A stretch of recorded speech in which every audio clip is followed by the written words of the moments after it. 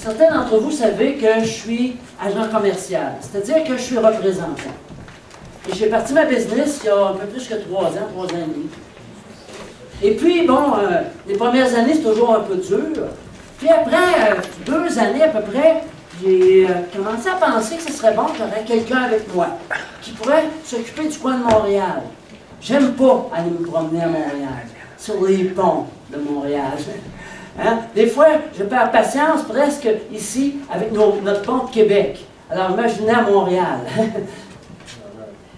Oui. OK. La cravate de travers. Pourtant, j'ai pas sauté tant que ça, me semble. Ah, oui, c'est ça fait déplacer. Et puis, à un moment donné, j'ai dit, ben, ce serait peut-être bon si j'aille un agent que je vais partir dans le coin de Montréal. Ça fait que j'avais identifié une jeune femme qui était connaissante au niveau de l'horticulture, parce que moi, je suis en horticulture, les fleurs, les plantes et tout ça. Ça fait que je commence à l'initier, puis je prends du temps avec elle, puis au bout de je ne sais pas combien de mois, elle s'est entendue avec une des compagnies que je l'avais introduite, et elle est allée être engagée par cette compagnie-là. Donc, moi, je perdais. La compagnie que je pensais quand même, malgré que cette compagnie-là avec laquelle elle est partie, j'étais comme, je me posais la question si j'étais pour continuer ou pas.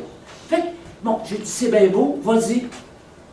Puis, entends-toi bien avec la compagnie, puis moi, j'abandonne ça, je me tourne vers d'autres choses. Fait que quelques mois plus tard, il y a un autre monsieur que je connaissais qui avait des serres, qui lui abandonnait ses serres.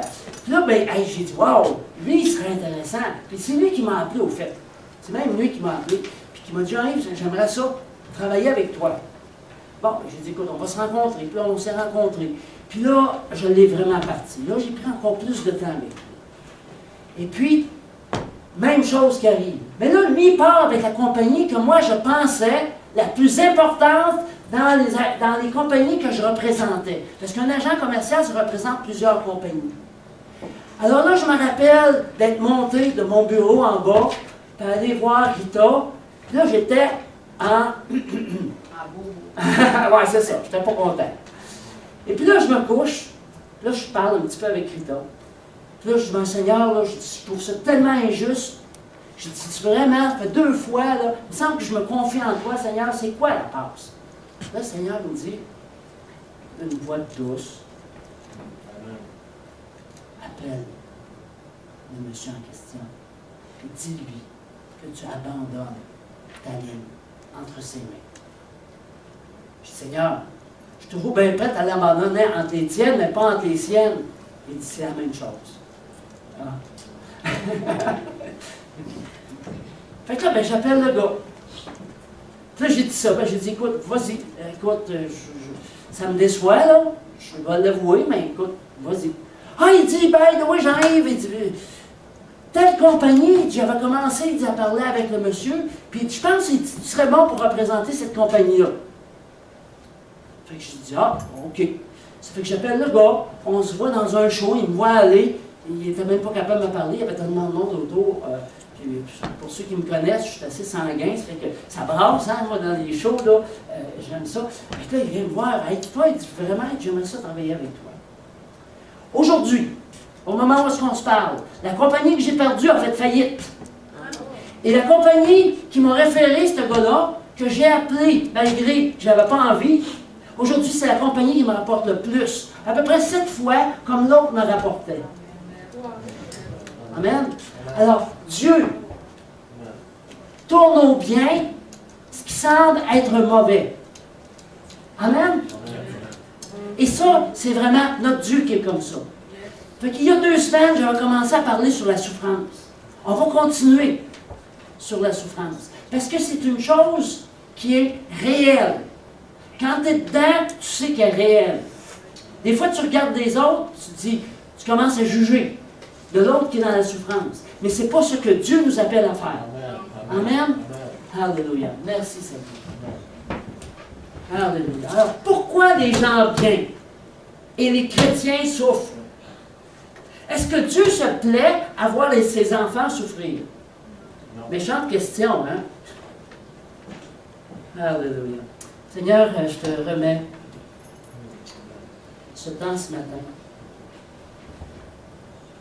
Je te remets ta parole entre tes mains. Seigneur, c'est ta parole. Donne-moi, Seigneur, de comprendre tes voix et de les partager avec tes enfants, avec mes frères et mes sœurs. Je veux m'effacer ce matin afin que tu sois présent, que tu sois là. Amen. Amen. Amen. Vous savez que le peuple juif souffre. Il souffre d'une guerre qui n'en finit plus. Pour reprendre un petit peu ce que Brigitte et puis Laurier nous ont parlé, on ne peut pas faire de politique dans l'Église. Il y a une chose qui est vraie, par exemple, c'est que nous sommes des frères et des sœurs de l'Israël. Amen. Et ce sont des personnes pour qui on doit prier. Le peuple juif, on doit prier pour le peuple juif. Parce que ça a été le peuple que Dieu s'est choisi. Et maintenant, Dieu t'a choisi toi. Mais toi, tu as été greffé par après. Mais Israël, lui, était déjà sur la racine de Jésus-Christ. Sur la racine, en tout cas, de Dieu. On va dire ça comme ça. Et maintenant, les Juifs doivent accepter le Seigneur Jésus. Il y en a quelques-uns. Il y en a de plus en plus qui l'acceptent. Et ça, c'est bon. Amen. Donc, on peut s'entendre sur une chose. Prions pour le peuple juif. Amen.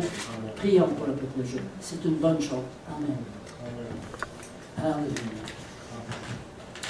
Il y a 2 semaines, on a parlé un petit peu de pourquoi je n'ai pas fait les annonces. Je reviens aux annonces, puis après ça, je reviens au message. Donc, mercredi soir, à tous les 19h, tous les mercredis, nous avons réunion de prière. C'est un temps où est-ce qu'on vraiment, on va dans la présence de Dieu d'une façon différente. On va vraiment chercher des gains contre l'ennemi. Parce qu'on a un ennemi qui est ici.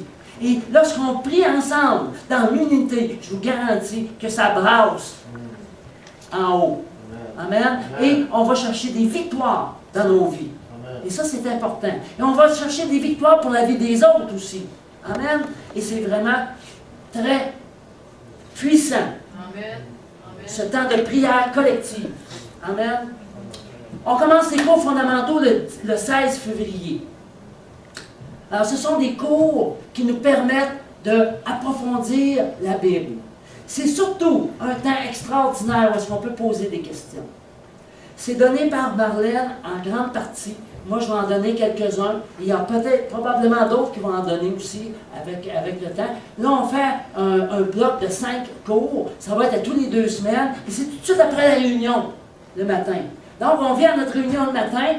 On mange ensemble. On a un bon temps de partage à nourrir notre ventre. Puis après ça, on vient nourrir notre âme. Amen. Alors, on revient dans la présence de Dieu et on prend vraiment un temps où est-ce qu'on est enseigné dans la parole de Dieu. Alors, qui est-ce qui est ici ce matin qui voudrait s'inscrire au cours? C'est gratuit. Ça va durer à peu près 1 heure. 1 heure, 1 heure et quart. J'aime autant dire 1 heure et quart, là, peut-être en moyenne. Et même parce que c'est un temps où est-ce qu'on veut aussi qu'il y ait un peu d'interaction. Donc, effectivement, on entend les questions. Alors, est-ce qu'il y a quelqu'un qui est ici qui voudrait s'ajouter déjà au groupe qu'on est? On est quoi, une dizaine, je pense, d'inscrits environ. Alors, n'hésitez pas à m'appeler ou à me le dire si vous voulez vous joindre au groupe. Amen. Déjeuner de témoignage le 2 mars et jeunesse le 15 février.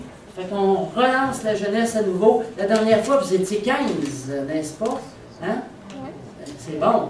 C'est bon. 15 jeunes, là, on est vraiment bien. OK, pour ceux qui étaient là, il y a 2 semaines, j'ai parlé de la souffrance. Qu'est-ce qu'on se souvient de ce qu'on a dit? Est-ce que vous vous souvenez de quelque chose?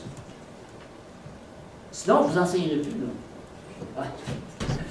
C'est sûr que ça fait quand même un petit peu longtemps. Il y a 2 semaines, hein? La souffrance, ça vient pas de Dieu. Oui, premièrement, la souffrance, ça ne vient pas de Dieu. Ça, c'est très important. Trop souvent, on pense que ça vient de Dieu. Ah, Dieu le permet. On a cette habitude-là de dire ça. Mais au fait, c'est nous qui le permettons, la plupart du temps. Parce qu'on n'est pas dans les voies parfaites de Dieu. Est-ce qu'on est dans un monde déchu? Puis qu'on est dans un monde déchu. On a vu ça aussi. Que la souffrance vient du fait qu'Adam et Ève ont péché. Et on est dans un monde où est-ce que le péché est partout. Tu n'as pas besoin de le chercher longtemps pour le trouver. C'est vrai, hein? Alors, pourquoi les gens bien souffrent? Je vous dirais que ce n'était pas la bonne question. C'est pas la bonne question.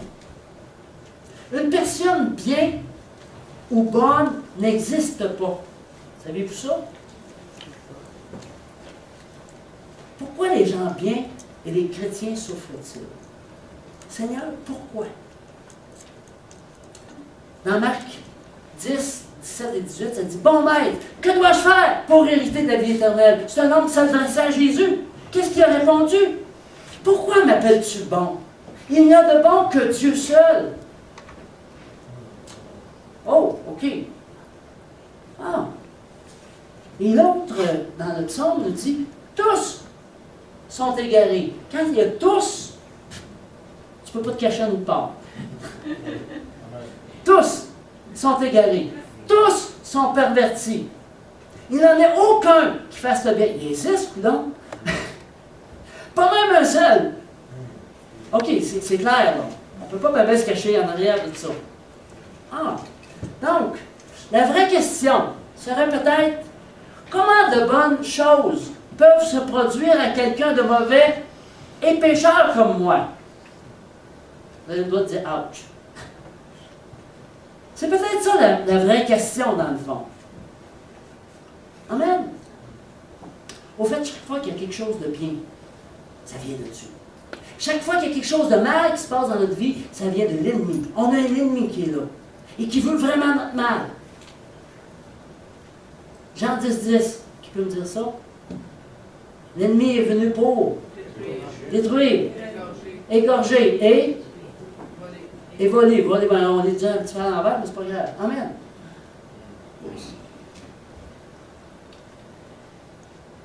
Alléluia.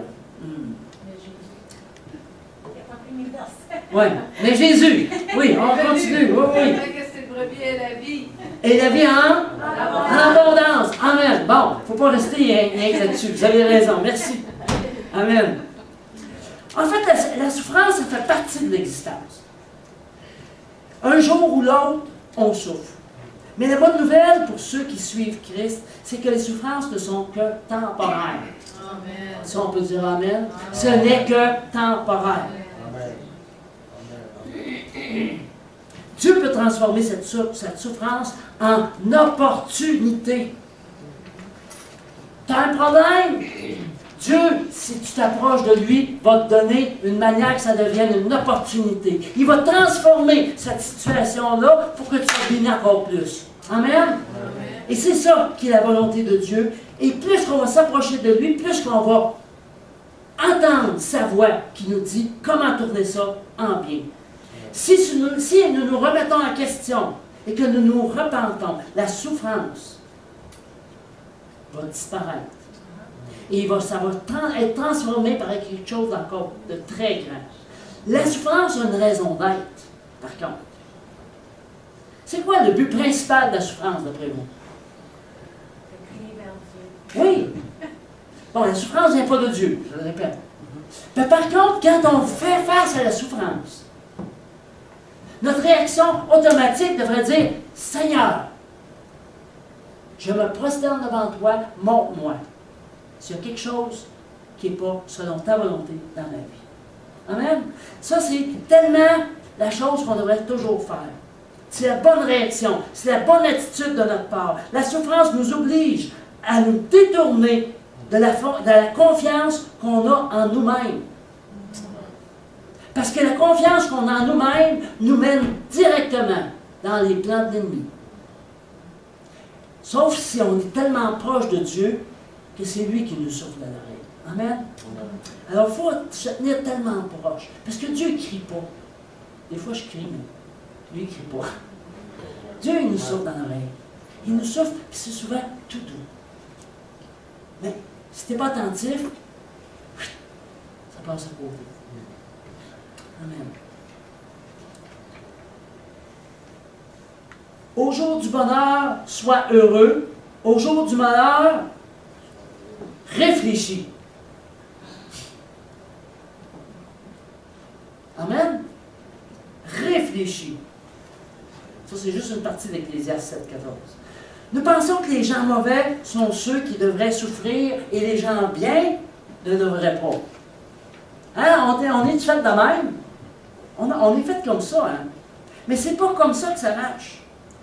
Mais on va quand même regarder un petit peu les principales causes. D'où est-ce que ça vient que les gens souffrent? Ça vient de où? On en a parlé tantôt. Premièrement, Jardin d'Éden, Adam et Ève, qui ont désobéi. Et par après, l'humanité qui désobéit. Parce qu'on suit le même chemin que Adam et Ève. Donc, on vit vraiment dans un monde déchu. Le péché règne dans le cœur des hommes. Ce n'est pas la source. Dieu n'est pas la source du mal. C'est vraiment Satan et le péché qui sont responsables. L'homme a besoin d'une rencontre avec le Dieu vivant. Amen. Le Dieu vivant, c'est celui qui habite dans ton cœur. Lorsque un jour, tu as dit, Seigneur, j'ai besoin de toi. Viens habiter dans mon cœur. Je te demande pardon pour toutes mes fautes. Ça, c'est le Dieu vivant. On a besoin de lui pour devenir meilleur.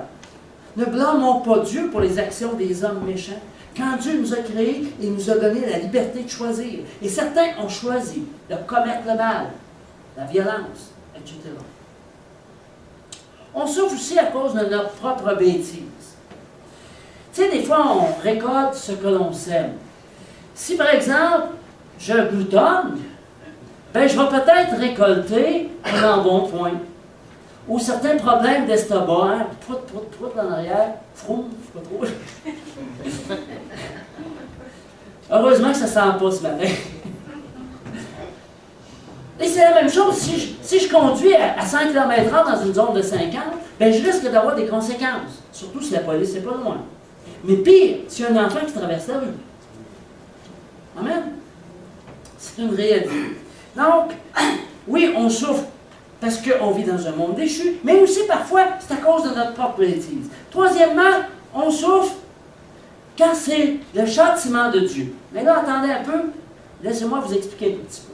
Ça dit dans Hébreux ici 12.6, « Quand le Seigneur châtie celui qu'il aime, il frappe de la verge tous ceux qu'il reconnaît pour ses fils. » Mais ici, le mot « châtier », attention, quand on va chercher dans le grec et dans l'hébreu, on s'aperçoit que ça veut dire « enseigner » pour ne pas tomber dans le pire.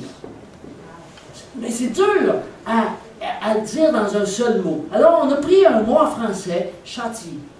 Mais ça définit mal ce que Dieu veut dire ici. Donc, Dieu est là pour m'aider à me faire grandir, à corriger mes désobéissances. Il veut transformer la souffrance que je vis en bénédiction. Ah là, vous avez manqué une bonne shot de dire quelque chose. Je répète ça parce que ça va à peine. Il veut transformer cette souffrance que je vis en bénédiction. Amen. Je dois apprendre à être corrigé ou enseigné par Dieu afin de recevoir toute sa faveur. Dieu a de bonnes choses pour toi. Amen. Chaque fois que je me sens châtié, les CH, des fois, c'est embêtant, hein, par le Seigneur, ou que je souffre, je dois développer le réflexe de me remettre en question. Puis de me rappeler que Dieu est mon Père. Que le Père ne déteste pas son enfant, mais qu'il l'aime tendrement, et que s'il le reprend, c'est pour qu'il ait une vie plus abondante, meilleure, plus bénie. Apprendre à faire confiance à Dieu, accepter sa discipline. Vous savez, la souffrance, là, c'est un catalyseur pour notre croissance et notre transformation spirituelle. Un catalyseur, ça augmente la vitesse. Amen. C'est un catalyseur. Enfin, quand on souffre, on dit « Merci Seigneur, tu as quelque chose à m'apprendre, je vais l'apprendre tout de suite. Je ne veux pas attendre 2 ans. Je ne veux pas tourner 2 ans dans le désert. Je vais tout de suite rentrer dans mon pays promis. » Amen. Dieu est amour, il nous aime. Il n'est pas là pour nous faire souffrir inutilement, mais pour nous aimer. Amen. Donc, ce n'est pas vraiment le châtiment de Dieu. Bien, c'est ça. Il profite de certains événements pour nous emmener plus loin, pour tourner ça en bien. Amen. Et j'en ai plusieurs des témoignages de ce genre-là, où est-ce que Dieu a tourné en bien lorsque je m'abandonne entre ses mains. Amen. Et quatrièmement, des fois, on est persécuté à cause de notre foi. Ici, là, les pays en rouge, ce sont les pays où il n'y a aucune liberté religieuse. Où est-ce que les chrétiens sont pénalisés par une discrimination évidente. Alors, le nord de l'Afrique. Et puis, il y a certains pays ici en Asie qui sont des pays hot. Ils ne sont pas en rouge pour rien. Les pays bruns, comme le Mali, le Niger et tout ça, ce sont des pays où la liberté religieuse est présente, mais avec de fortes persécutions. Le Mali, en ce moment, probablement que c'était fait avant tout ce qui se passe au Mali. Là, on ne prendra pas le Mali comme exemple, nécessairement. Ce qui est peut-être rendu dans le rouge, le Mali. Là. Mais en tout cas, ça change, évidemment. Ça fait que oui, parfois on est persécuté parce qu'on aime le Seigneur. Ici au Québec, je dirais que je me demande si on n'est pas assez persécuté peut-être. Parce qu'on ne bouge pas. Hein? On se laisse endormir, on dort. On dort au gaz, comme on dit. Hein? Bon, en tout cas, on reviendra là-dessus. Vous est-il déjà arrivé de nettoyer votre maison à fond? Un grand ménage. Puis là, ben, c'est pas rien que la madame qui est là. J'ai trouvé une photo avec un monsieur aussi, mais en tout cas, bon, j'ai pris la photo que j'ai trouvée, excusez-le. Hein? Ben, habituellement, je participe autant que possible au ménage. Puis là, ben, tu nettoies bien comme il faut ta maison. Tout est vraiment merveilleux. Puis là, des visiteurs arrivent. Puis là, ben, ils commencent à déplacer ici, puis à déplacer ça. Puis là, ben, j'ai pris une photo de la chambre à Jérémie. Ah, ça sent quelle chambre à Jonathan. Après un certain temps, ça peut ressembler à ça. Malgré que tu as fait le ménage, malgré que tu avais fait tout un travail avant que les personnes arrivent. Vous savez, la maison, elle a seulement été mise en désordre par les visiteurs. Je ne serais pas étonné que vous seriez agacé si ça arrivait. Hein? Imaginez maintenant ce que Dieu ressent lorsqu'il voit l'humanité qui a été gâchée. Cette humanité, cette création parfaite qu'il avait mis en place et qui a été gâchée, qui continue à être gâchée. Le Seigneur t'a choisi toi, qui est assis ce matin ici. Il y a plus que rien que toi. Mais pour rétablir l'ordre dans ce monde. Amen. Amen. Dieu t'a choisi. Wow! Tu as toute une responsabilité. Toute une responsabilité ce matin. La souffrance, tout comme la maladie, doit être combattue. Mais elle se trouve aussi être le lieu majeur de la révélation de Dieu. Du don de soi, comme Jésus l'a montré en donnant sa vie pour ses amis. Jésus a souffert. Jésus a souffert. Et bien souvent, nous autres, là, écoutez, vous pouvez lire, là, c'est ça qui se passe entre nous. Déjà dans le couple, alors si la cellule de base de Dieu, il y a déjà des gros problèmes, comment est-ce qu'on va pouvoir bâtir la maison de Dieu? Le royaume de Dieu. Non, on ne doit pas dire ouch.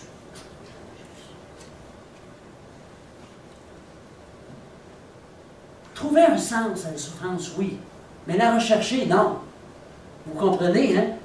Dans la religion, parce qu'on était avant, des fois, on avait envie de nous suggérer de rechercher la souffrance. Non. La souffrance doit être tournée au bien, par notre attitude. Quand on a la bonne attitude, et que tu es persévérant, et que tu es patient, Dieu va tourner ça en bien. Je le garantis. Et c'est toujours ce que Dieu a fait pour moi. Amen. Dieu, il tourne ça en bien.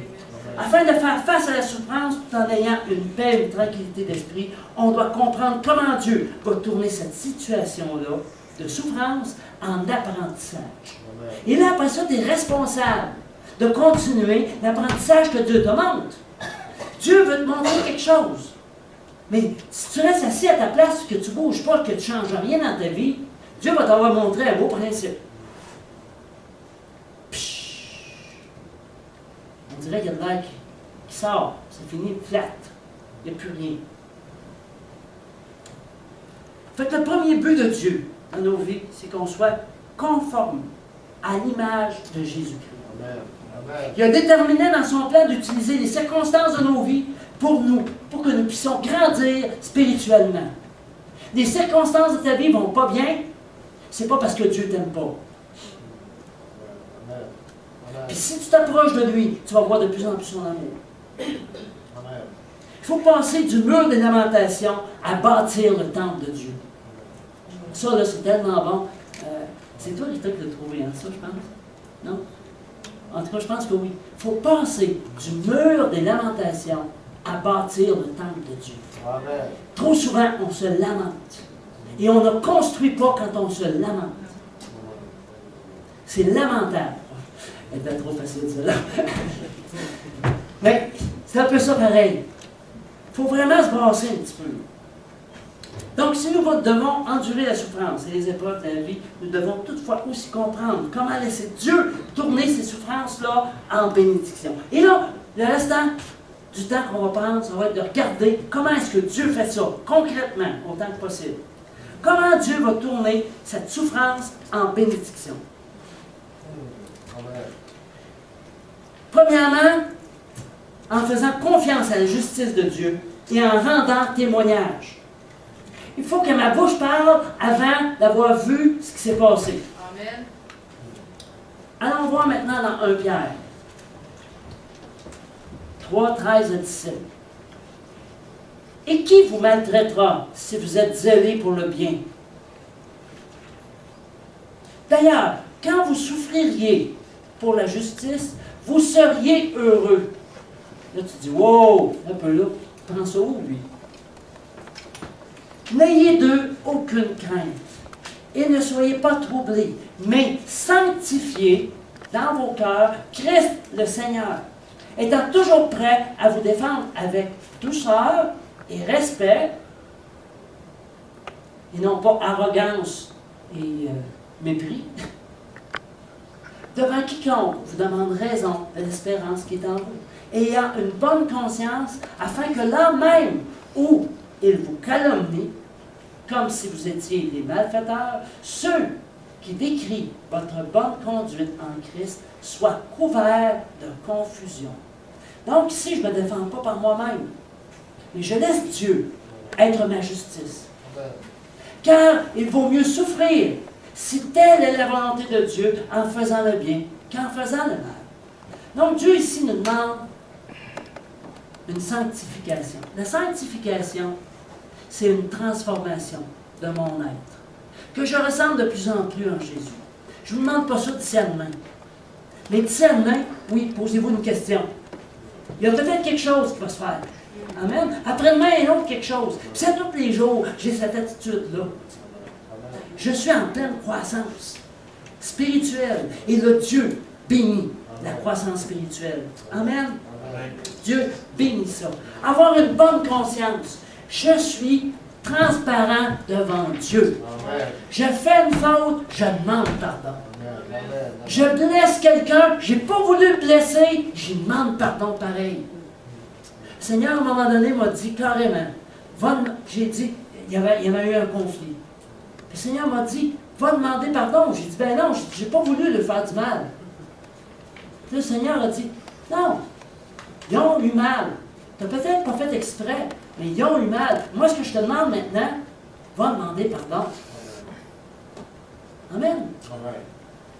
Et on doit le faire. Alléluia. Amen. Car il vaut mieux souffrir si telle est la volonté de Dieu. C'est-à-dire que Dieu, ce qu'il veut, c'est pas qu'on souffre. Dieu, ce qu'il veut, c'est que la souffrance soit tournée en bénédiction, en apprentissage, en quelque chose qui va devenir meilleur. Amen. Là, j'ai vraiment perdu ma place au ici.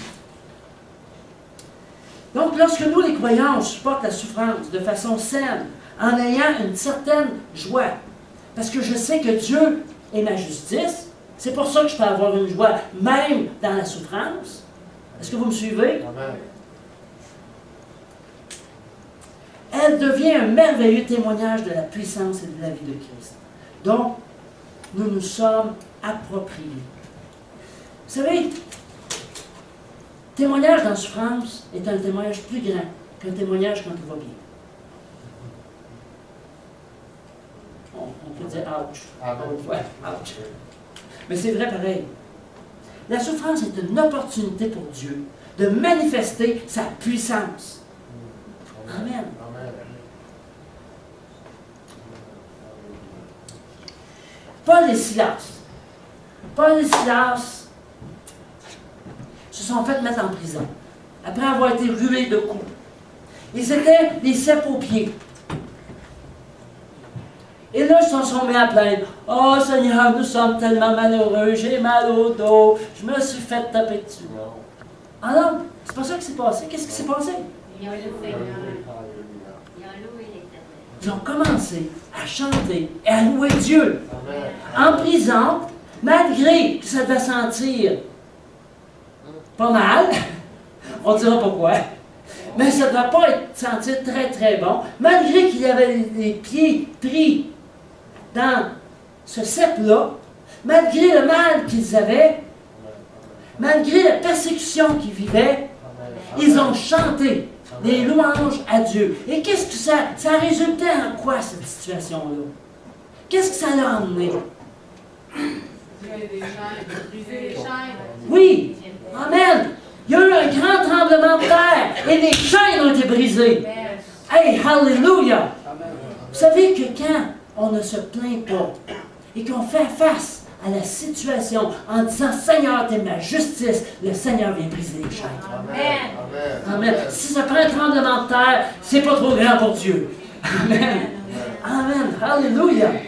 Hallelujah. Et comment ça a terminé cette histoire-là? Comment ça a terminé?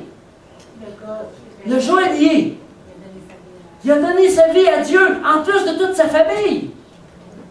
Wow! Quel résultat! Quel résultat! Amen! Wow! Oh! Amen! Vous savez, des fois, la prison dans laquelle nous sommes provoque des opportunités pour qu'on démontre notre foi et notre confiance en Dieu.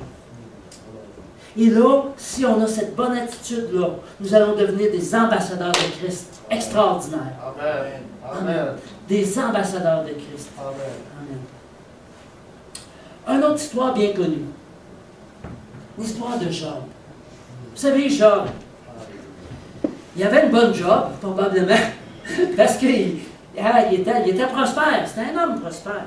Il était intègre surtout. Et là, Satan est arrivé, puis là, il est allé voir Dieu, puis il a dit « Ouais, mais c'est-tu d'une façon désintéressée que Job te sert ainsi? Que Job est un homme intègre de cette façon-là. » Là, Satan a suggéré quelque chose à Dieu. Il dit « Enlève tout ce qui lui appartient, puis je te dis, il va te maudire. » Alors, on sait un peu l'histoire. Hein? Ça, c'est dans Job 1, les versets, Job 1 et 2, entre autres. Là. Et là, Job a continué à bénir Dieu. Et là, Satan est revenu et il a dit, ouais, mais attends un peu là. Touche à ses os et à sa chair. Et là, il est tombé malade. Et là, pour se gratter, il prenait un tesson. Savez-vous, c'est quoi ça, un tesson? C'était un bout de poterie. Pour se gratter. Parce que ça, il grattait partout. Fait qu'il se prenait un bout de poterie. Pour ça, aïe aïe. Oh, c'est pas drôle, là. T'es mal pris quand t'es rendu à prendre un bout de poterie pour te gratter, là. C'est que tes doigts sont même plus capables de le faire. En quelque part. Puis là, même sa femme, il a dit, « Maudit Dieu! » Il a dit non. Puis là, ses chums sont arrivés. Puis là, ses chums ont dit, « Certainement que tu n'es pas obéissant à Dieu. Certainement qu'il y a quelque chose dans ta vie. » Puis là, ben, ça le choquait un peu. Parce qu'il aurait aimé avoir des amis qui soient compatissants avec lui, qui l'accompagnent dans sa souffrance. Ben non, il essayait juste de pointer c'était quoi qui faisait mal. On a-tu des amis de même, hein? Des fois? Hein? Oh! Ouais. Mais, c'est une histoire qui finit. Alors ici, ça c'est ses amis, tu sais, qui n'arrêtaient pas de le pointer. Il avait quasiment envie de prendre un tesson aussi, puis de gratter avec Job, aux places qui ça ne grattait pas trop, juste pour l'écœurer un peu plus. Bon, j'exagère, mais comprenons c'est quoi. Si le Seigneur vous appelle auprès de quelqu'un qui souffre, commencez pas à faire ses temps. Avec nos paroles religieuses, avec nos paroles, que des fois on prend la parole de Dieu, mais qui ne sont pas appropriées. Comment cette histoire-là finit? L'Éternel rétablit Job dans son premier état. Quand Job eut prié pour ses amis, et oui, les fameux amis là, qui sont venus vous écœurer, là, un jour, le Seigneur va vous demander de prier pour eux autres. On peut dire ouch encore une fois. Mais c'est ça. Ici, quand Job a eu prié pour ses amis, et l'Éternel lui accorda le double de tout ce qu'il avait possédé. Le double. On a l'impression que l'histoire de Job a duré 50, 60, 70 ans. Ça a duré comment de temps, Rita? 9 mois. 9 mois que ça a duré. Devant l'éternité, c'est quoi 9 mois? C'est quelque chose, là. Peut-être que tu souffres en ce moment. Certainement que tu souffres en ce moment. Mais à côté de ce que Job a vécu, je pense qu'on peut quand même se retrouver. Amen. 1 Pierre 4, 12 et 13. Bien-aimé.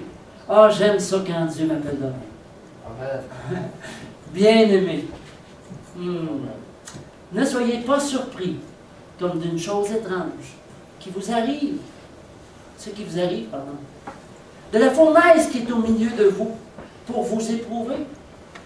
Et là, il dit quelque chose de vraiment dur à faire. Je vous le dis tout de suite, c'est pas évident. Réjouissez-vous au contraire de la part que vous avez aux souffrances de Christ. Amen. Pourquoi est-ce qu'on doit se réjouir des souffrances de Christ? C'est parce que Christ, en mourant et en ressuscitant d'entre les morts, nous a libérés de l'enfer éternel. Et lorsque je souffre ici sur la terre, avec la bonne attitude, je prends part aux souffrances de Christ. Ce qui va me donner accès à cette vie éternelle dans la présence de Dieu pour l'éternité. Amen. Donc les souffrances, il ne faut pas les courir après. Entendons-nous. Mais quand elles sont là, ayons la bonne attitude.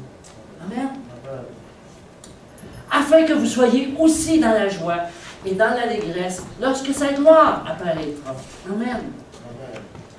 Donc la fidélité à Dieu ne garantit pas aux croyants une vie libre de toute souffrance, de douleur, de problème, mais il a le pouvoir de transformer cette souffrance-là en bénédiction. On doit apprendre. On doit apprendre à triompher de nos souffrances. Et ça va être un témoignage puissant. De la même façon que Jean-Jacques Asmic souffrait quand il était plus jeune, Dieu aujourd'hui a tourné ça en bien. Et il peut donner le témoignage qu'il nous a donné la semaine passée. Amen?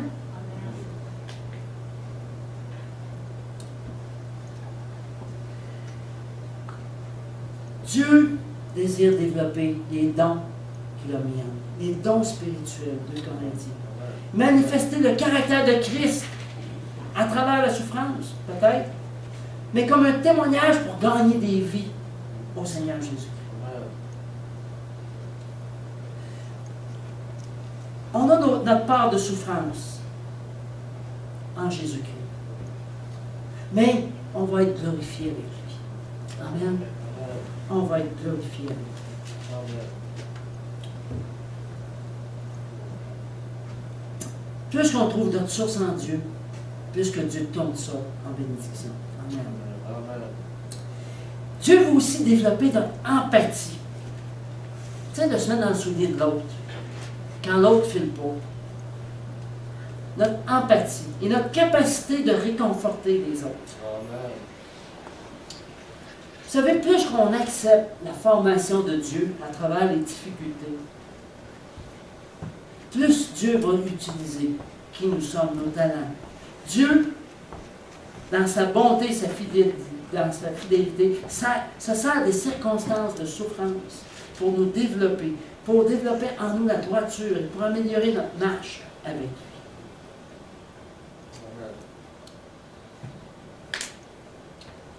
2 Corinthiens 1, 3, 5. Béni soit Dieu le Père de notre Seigneur Jésus-Christ, le Père des miséricordes et le Dieu de toute consolation, qui nous console dans toutes nos afflictions. C'est correct que vous appeliez Pasteur Jean-Yves ou Rita, Pasteur Rita, si vous êtes dans l'affliction. Ça va nous faire plaisir de prier avec vous. Mais la première démarche à faire, c'est vers Dieu. Amen. Si on se tourne vers Dieu et que ça continue, appelez-nous, ça va nous faire plaisir. Amen. Afin que, par la consolation dont nous sommes l'objet de la part de Dieu, nous puissions consoler ceux qui se trouvent dans quelque affliction. Car de même que les souffrances de Christ abondent en nous, de même notre consolation abonde par Christ. Amen. Alléluia. Il faut aussi accepter de retrancher le bois mort de notre vie. Mais avant ça, on va aller dans 1 Pierre. J'ai oublié d'aller voir 1 Pierre 6 et 7, qui est très intéressant aussi. C'est là ce qui fait votre joie. Quoique maintenant, puisqu'il le faut, vous soyez attristés pour un peu de temps. Hein, Job, c'était 9 mois, ça a paru. Pendant qu'il était dedans, là, il devait se dire, je n'ai pour ma vie dans cette situation-là. Mais Dieu, si tu te tournes vers lui, il ne te laisse pas là-dedans. Il ne te laisse pas patauger là-dedans. Non. Amen. Donc, que vous soyez attristés pour un peu de temps par diverses épreuves, afin que l'épreuve de votre foi, plus précieuse que l'or périssable, qui cependant est éprouvé par le feu, ait pour résultat la louange, la gloire et l'honneur lorsque Jésus-Christ apparaîtra. Donc, ça va être tourné en quoi? En louange, en gloire et en honneur. L'or qui est extrait des montagnes, qu'est-ce qu'on fait? On le fait fondre. Pourquoi est-ce qu'on le fait fondre? Pour le purifier, pour enlever tout ce qui n'est pas de l'or dedans. Et Dieu, c'est ce qu'il fait avec nous. Il est en train de faire de toi de l'or pur. Dis à ton voisin, bonjour, or pur.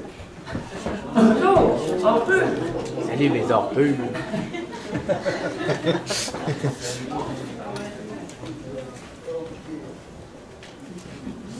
Vous savez, quand une branche est morte, qu'est-ce qui s'installe sur la branche? Des champignons, des maladies, les insectes viennent pondre là-dedans. Si on laisse ça là, qu'est-ce qui se passe? Ça va commencer à rentrer dans l'arbre. Je suis horticulteur, je connais ça, je peux vous le dire. Ça va rentrer dans l'arbre, ça va faire une carie, puis l'arbre peut même mourir de juste une branche qu'on n'a pas enlevée. Parce qu'elle était sèche. Alors le Seigneur va enlever ces branches sèches-là. Et dans notre vie, le Seigneur va nous montrer qu'est-ce qui doit être enlevé dans notre vie. Amen. Donc, c'est important de retrancher le bois mort, les faiblesses, les péchés même d'ignorance. Osée 4,6 nous dit que le peuple de Dieu périt par faute de connaissance. Mais, sois enseigné, sois présent au cours qu'on va donner bientôt. Amen.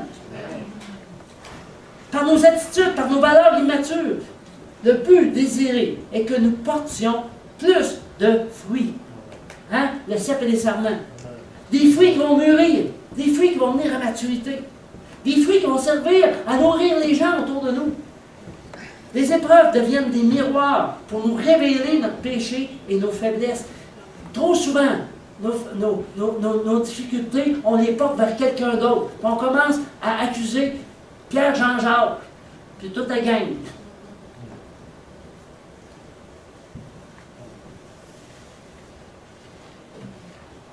Donc, finalement, la souffrance, c'est un outil pour grandir. C'est un outil qui est là entre mes mains.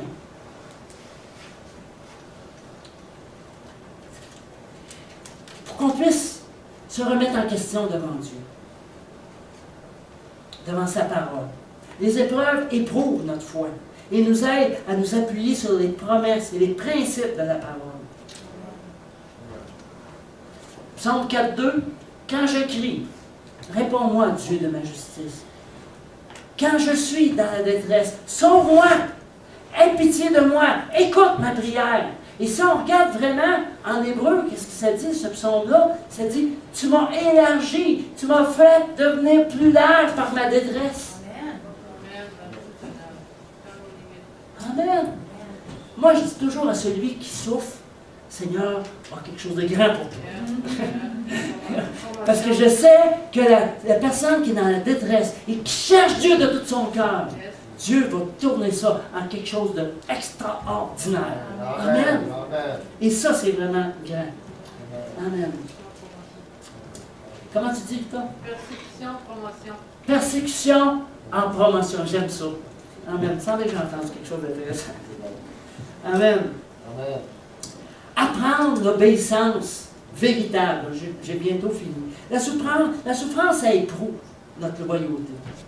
Vous savez, si tu demandes à ton fils, par exemple, ah ben aujourd'hui, mon fils, va donc manger un bon plat de crème glacée au pistache. Quoi tu coupes? Ah, c'est ma préférée, c'est pour ça que je donne cet exemple-là. Ce ne sera pas trop forçant pour l'enfant d'aller faire ça. Mais si je demande à l'enfant, mon fils, va tondre la pelouse. Tu sais, tu as une grande pelouse, là. Tu en as grand. Oh, papa, la semaine prochaine? Hein? À la fin de l'été. À la fin de l'été. De toute façon, elle ne part pas à la fin de l'été, la pelouse. Hein? Ah, c'est là que lorsque Dieu nous demande quelque chose qui nous force, qu'on voit l'obéissance. Quand c'est quelque chose qui vient tout seul,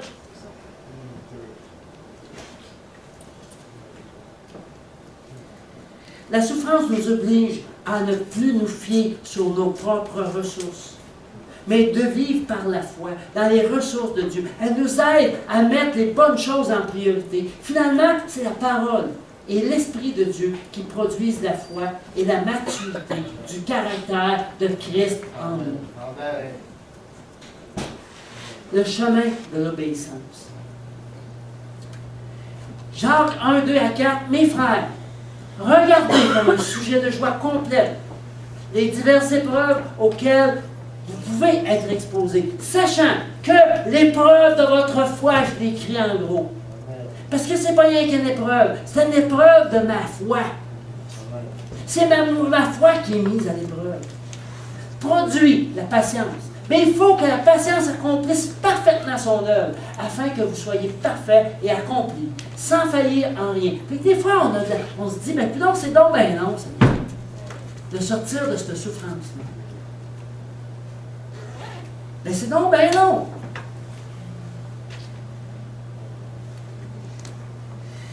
Épreuve ici, en grec, veut dire, c'est doki mignon. C'est dur à dire, mais ça décrit le concept de l'épreuve qui purifie, mais aussi du résultat. La preuve qui demeure après l'épreuve. La preuve qui demeure après l'épreuve. Il doit y avoir quelque chose qui a changé, là, puis qui reste. C'est une preuve. Moi, j'ai vécu ça, mais aujourd'hui, j'ai changé. Je ne suis plus le même. Amen. Ça, c'est marcher avec Dieu. Quand on fait face aux épreuves avec foi et persévérance, ça purifie. Ça purifie. Ça nous rend purs. Donc, nous devons développer une dépendance continue en la grâce et la puissance de Dieu. La souffrance fait en sorte que nous marchions par la puissance, l'habilité et la provision de Dieu, plutôt que par nos propres forces.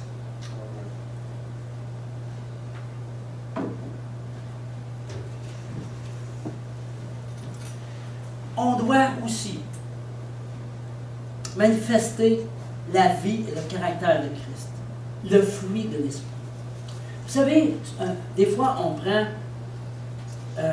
on dit les fruits de l'Esprit. En fait, le fruit de l'Esprit, c'est l'amour. Et tous les autres découlent de l'amour. Alors, apprendre l'amour inconditionnel de Dieu et la vivre, c'est tout un défi dans notre vie. C'est vraiment tout un défi. Accepter la souffrance pour laisser le caractère de Christ de plus en plus être présent dans ma vie. vivre avec confiance, en paix, dans la joie, la stabilité, en appliquant les valeurs de la parole de Dieu, étant fidèle et obéissant plutôt que de cultiver le péché. Bien souvent, on cultive le péché. Pas drôle, hein? Avoir une attitude, la bonne attitude. Pas fuir, parce que bien souvent, on fuit. Et souvent, on fuit en attaquant l'autre. Vous savez que quand la souffrance nous amène plus loin, ça, là, ça élargit ton appel. Ça élargit ce que Dieu va pouvoir faire à travers toi. Ça va faire en sorte que ce que tu vas faire va devenir tellement merveilleux. Ça va être ta nourriture. Amen. Ça, c'est tellement important. Dans son processus, la souffrance produit le caractère chrétien. Ça enrichit notre témoignage. Ça ouvre souvent les portes à un ministère dans lequel nous n'avions jamais pu penser qu'on aurait œuvré dedans. Vous savez, entre les mains de Dieu, qu'est-ce qu'on peut être entre les mains de Dieu? Vous savez, Paul, à un moment donné, il a été emprisonné. Je ne veux pas... Non, c'est trop bon, il faut que je vous lise ça. Je vais revenir à Paul après. 2 Corinthiens 4, 8 et 10. Nous sommes pressés de toute manière, mais non réduits à l'extrémité. Dans la détresse, mais non dans le désespoir. Persécutés, mais non abandonnés. Abattus, mais non perdus. Portant toujours avec nous, dans notre corps, la mort de Jésus, afin que la vie de Jésus soit aussi manifestée dans notre corps. Puis que le Seigneur ne nous abandonne pas. Amen. Le Seigneur ne nous abandonne pas. Alors, Paul a été emprisonné. Paul a accepté d'être emprisonné. Pendant qu'il était en prison, il a écrit un très grand nombre de lettres aux églises. Mais aussi, ça lui a donné accès aux gens de la haute, les décideurs à Rome. Ce qu'il n'aurait pas pu faire s'il n'avait pas passé à travers l'emprisonnement. Donc, quand Dieu nous fait passer par des choses difficiles, malgré qu'on l'aime de tout notre cœur, c'est parce qu'il y a quelque chose de bien, bien grand qui s'en vient. Il y a quelque chose de vraiment, vraiment, vraiment grand.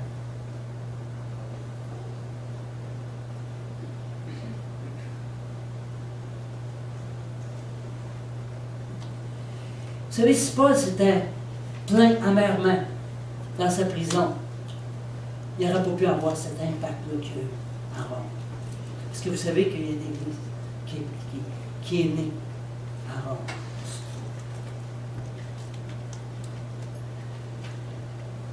Fait que l'épreuve purifie, fortifie le chrétien. Amen. Ésaïe 54, 4. Cependant, ce sont nos souffrances qu'il a portées. Et ce sont nos douleurs qu'il s'est chargé. Fait qu'il n'est pas mort sur la croix pour rien. Amen. Il est mort pour la croix, sur la croix, pour porter mes souffrances et mes difficultés. Alors, comme un enfant ce matin, adresse-toi à Dieu. Comme un enfant, dis simplement à Dieu, voici mes souffrances, je te les mets entre tes mains. Maintenant, parle-moi par ta voix douce. Montre-moi qu'est-ce que je dois changer dans ma vie. Viens me parler et je vais entendre et écouter. Et je vais agir. Je vais changer. Je vais être transformé à ton image. Alors, dans les prochaines semaines, le Seigneur veut qu'on se regarde dans le miroir. Dans le miroir de la parole. Vous savez, quand on ouvre la parole, c'est comme un miroir. Ce que tu lis là, tu ne dois pas le lire pour en apprendre plus, pour pouvoir le montrer à quelqu'un, mais pour te remettre en question. Alors, quand tu ouvres la Bible, tu demandes au Seigneur, Seigneur, montre-moi, par ton esprit, qu'est-ce que je dois changer dans ma vie. Et si tu as cette attitude-là, tu vas avoir des victoires dans ta vie, comme tu n'as jamais vu. Le miroir de Dieu. Donc, dans les prochaines semaines, je vous invite à être sensible aux événements de la vie, aux difficultés, aux conflits, aux déceptions. Peut-être même les écrire dans votre journal. Pourquoi pas? Mais en demandant ce que le Seigneur désire vous enseigner à travers tout ça. Comment cette situation peut vous faire grandir.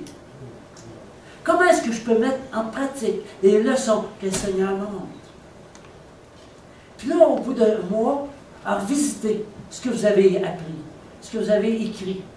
Revisitez-le au bout d'un mois. Puis voyez la croissance que vous avez faite. Et mois après mois, si on fait ça, on est encouragé. Amen. Alléluia. Alors, on va se lever.